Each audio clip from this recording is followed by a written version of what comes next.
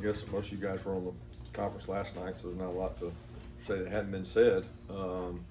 SEC championship game, awesome opportunity for our guys. I told them last night, you earned the opportunity to play in this game. This was not given. This was earned. This was not picked by a committee. It was on the field, and two teams that already played once. Both played really daunting SEC schedules, and get a chance to battle it out and see who the SEC champion is, which a lot at stake and always is. But playing a really good football team. Coach DeBoer's done a great job with them playing at a high level. When you look at both sides of the ball, they complement each other, playing really well offensively and defensively. I think that's important to being successful in our conference. And they've got a good group of players, and their staff's done a great job to put them in this position. So this will be our guys' opportunity to go out and play in a place that we played a lot of games in, and I'm excited for the opportunity. It's always a great atmosphere and crowd, and then the viewership, the people that watch it across the country is always really high. So I'm excited for our guys. Yeah, Coach, I'm sure you've had an opportunity to go a full deep dive on this offense from Alabama. How have they developed and changed since you guys played them last? Yeah, I wouldn't call it a deep dive. I got to watch the games in between our game and theirs. I don't think you change a whole lot during the year. You play to the skill set of your playmakers. They've got playmakers. They play to the skill set of those guys. Ty's still playing really well. He's extremely athletic. He can extend plays. He knows where to go with the ball. He knows defenses. He's played a lot of football, and he's played with a lot of confidence. So I don't think there's a lot of change. I mean, they're really good at what they do, and they do a great job with shift, motion, keeping you off balance with tempo, vertical plays, horizontal plays. They do a great job. Coach, you were talking about the progression of Gunner yesterday in terms of how the team's changed in terms of the identity. Is the offense right now pretty much what you thought it would be? In the spring you said you'd have to run the ball, or have you guys been able to do some different things or evolve a little bit? I'm not sure your question. Is our offense what I think it would be? Yeah, I'm very pleased with what our offense has done this year. I'm very pleased with the total package of how they utilize the skill set and the strengths of the team. Considering 2 to 3 freshman linemen have been in there a lot, I've been really pleased with that group. The ability and the commitment to the run complements what Gunner does well, and pleased with where those guys have been. You talked last night about how valuable experience was for the guys on defense. How much do you feel like that applies to your defensive line and just the growth you've seen? How valuable the experience has been? I would say it's more, the experience has been bigger for young linebackers, outside linebackers, and secondary, maybe the defensive line. I mean, outside of EG, a lot of those guys have played football. And EG is a guy that's gotten better with time and gotten more comfortable. But a lot of those guys were experienced coming into the year. And I don't think any of our early struggles were a testament to anything about the defensive line. It was just more a matter of growth and getting more experience and executing at a higher level at all positions.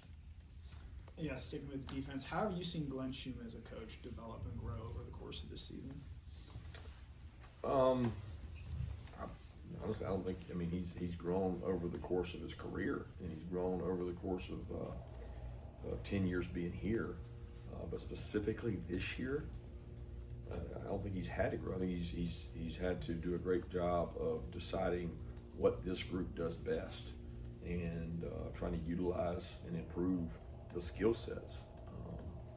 We don't have a dynamic, clear-cut, dominant rusher. We've had some of those in the past with Jalen and Michael both coming out early, and Ty, those guys not being there, it was a little bit of an adjustment to get the younger players groomed faster. But I can't say that Schumann's had to grow. He's had to utilize what we have. Yeah, to kind of follow up on that, you answered it a little bit, but you said the other night the coaches have figured out who we are on defense, utilizing those skill sets. What is the process like that, and process of doing that, and how much of it is just you've got to see what it looks like in the game before making some of those Yeah, I don't know if there's a lot of changes to make, guys. I mean, I think y'all are making a bigger deal about something that, I mean, we're improving. We played better, but, you know, some of the offenses we played have been really explosive. I mean, Ole Miss is a really explosive offense. Tennessee is a high octane offense, and they get a lot of snaps. They go with tempo. They score points. Alabama's done that. So some of it is how you play. Some of it's who you play. And some of it's how you would change and adapt. And I think we're always trying to change and adapt. Kirby Smart Day is coming up Wednesday. Are there any advantages to it being the week of the SEC championship game? Any disadvantages? How are you going to handle the scheduling, and would you like to see the date changed? Yeah, I mean, change to win. Win's a good time to have it. Last week, the next week, I mean, there's no. You know, they made the decision a long time ago to move this in front of your roster changes and additions to your own team, so that you would have one thing squared away. You got to remember, as little as 2 to 3 years ago, we had portal going on and signing day going on. So, I mean, I was in the decision-making process when it went to signing on the week of the SEC championship. I didn't like it then. I don't like it now, but I don't have a better answer. There's a calendar timeline. There's an academic calendar to universities and also high school kids. There's not an opportune time to have it. And so you do what's best for the most and not necessarily the least of the teams that are playing. It makes for some tough challenges this week for sure, but people understand that. They respect teams that are still playing. Coach, I can see you've been in a lot of these championship type moments since you were a coordinator. Because how does experience going to a championship like atmosphere, championship like football game, how does that impact your preparation? How much have you kind of learned over the years about, you know, how many random things that can decide these games that you have to prepare for? How has that kind of shaped your process? Yeah, it doesn't change game to game. I mean, championship game is no different than the game that gets you to the championship game, right? We've been playing championship games every week, in my opinion. So, you know, what wins football games doesn't change. You know, good players win football games. Not turning the ball over wins football games. Being explosive wins football games, and that will not change in this game. I mean, the turnover margin of the last game was a factor. Explosive plays of the last game was a factor. There'll be factors in this one. There'll be factors in the next one after this one. So that doesn't change, and I don't, you know, if anything, the experiences you learn from playing in this are more about, you know, time management with signing date going on, practice management with the load your players got, you know, this extra week in the season. That's what we try to lean on from an experience standpoint. Coach, touched on it briefly, but back to the identity part of things. You've been vocal about running the ball and how that's got to be like part of the winning culture here. How, if that identity has changed over the course of the season, how would you say it has, so to speak? Yeah, I wouldn't say the identity has changed for us of needing to be able to run the ball to be successful. That can't change, not for us. Or just more so wondering, like, on a week-to-week basis, would you say like the team has like a broader identity, or is it more so like focused in on what it was at the beginning of the season? No, the things that are important to our identity, the physical toughness required, the discipline, all the things that we require to be successful have not changed week to week or since the beginning of the season. We might do better at them one week or the other, but they don't change.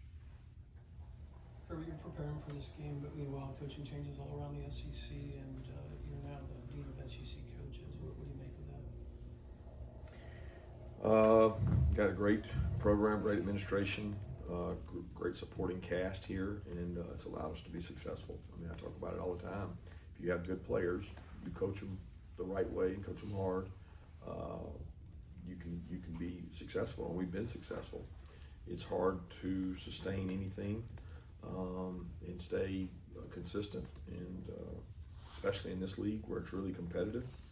And I don't think a lot about the tenure or you know, the person that's been there the longest. I got a lot of respect for Mark, and he's a good friend. On on a similar note, you mentioned consistency a lot. What are some things that you've done and still in this program that allow you guys to be that consistently excellent? Things like Jonas Jennings being part of our staff since I've been here, Scott Sinclair, Glenn Schumann, Trey Scott. They're pillars in this building. They believe in the core values of the head coach. They help push those. I think reinventing yourself as much as you can every year and trying to be a good teacher creates consistency. I think the player buy-in and the players we select to be part of our program, that's the only way you're going to be consistent is not be afraid to make tough decisions. And we've talked about, qualities of great leaders require you to make tough decisions. I would think that Drew has helped Gunnar be comfortable back there, helping him out with his experience. But how much has Drew really helped those true freshmen, be able to play this year? And what comfort does he bring to those guys? Yeah, he's very knowledgeable of the game. He grew up around it, in it. He understands football. He knows leverages. He knows a lot about what's going on. He and his dad have a great relationship that allows him to know a lot of things and make a lot of checks and put us in right situations a lot of times. So he's certainly a really good football player. Kirby, there's obviously, you've coached in a lot of rematch games from the regular season, and is there how much of the gap between games matters? I mean, there's been some that, like 2021 Alabama was a month later, 2017 Auburn was like 3 weeks later, Texas was a little further. Does the gap matter in terms of the dynamics of the rematch? No, I mean, unless you just beat up and got a lot of players missing, which they're pretty beat up. We're pretty beat up. The gauntlet of the stretch that they played and we've played has, impacted both of our seasons. I think, we both had people coming in or coming out of lineups the last time we played, and now you look at the long spell between games, 7, 6, 7, 8 games, whatever it is. It's both teams are coming out of and coming into injuries. But in terms of the X's and O's and the schemes, in terms of the gap, I don't think so. I mean, you evolve as a team, you have trends, but good teams do what they do. There's not going to be a lot of change, and both these teams are good teams. Yeah, where have you seen Gabe and Quatavius just progress the most throughout the year, and especially looking back on that first matchup with Alabama since then? Confidence in repetition, and I think they both are very knowledgeable, a little more experienced, a lot of practice reps between that game and this one, quite a bit of game reps between this one and that one. I mean, Gabe's a little older. Q, was still kind of coming into his own. He was young then, and he's grown up a lot. He's had to grow up because he got forced into playing time at an early age last year and even this year. And he's accepted that role and he's improved. Coach, obviously a lot of shifting landscape in the SEC. I guess kind of two-part question. One, what did you think about Lane's decision to go to LSU? And two, when there's this many new coaches, is that going to make for a lot of, there's a lot of off-season work anyway, but does it add even more now that there's going to be so many different faces and new schemes, X's and O's coming into the league? I think most of these guys are descendants or they come from a tree of coaching, and there'll be similarities. We have tape of every team we play. We have tape of every team that those guys coached. So there'll be some carryover in terms of the new coaches, but it's a long way away before we start worrying about that. About Lane? I don't envy the position he was in. I think it's a really hard position to be in and to navigate. I think Coach Saban addressed it best. It's not we're in a time frame where ADs and people are making decisions in a timeline that's not congruent with the season and the playoffs. So it makes for really difficult decisions. Drew Brennan helped you guys with some of these big game weeks. Do you think the history against Alabama is something he may help with in terms of if there's any mental hurdle or just external noise that will come up during a week like this? he's helped every Alabama game since 2020. He does a great job. Time for one more question. Coach, earlier in the season, you talked about how the quarterback is in the position to make the most decisions behind yourself and the offensive coordinator. How has Gunnar improved in that area over the course of the season? Yeah, he's had to make them. You know, like you get more comfortable doing things the more you've done it. It's called experience, and he's gained that. So he's forced into every play. Do I do this, this, or this? There's very few plays that are just as simple as you do this. And I think that gives you options. It makes you write more. And I think more teams, and everybody in the country is really doing it. Is putting a lot on the quarterback, and he's done a great job in terms of making the right decision with 2-3 options, and that puts you in an advantage. It also puts stress on that position, and they got to be able to handle it and make good decisions. Thank you, Coach.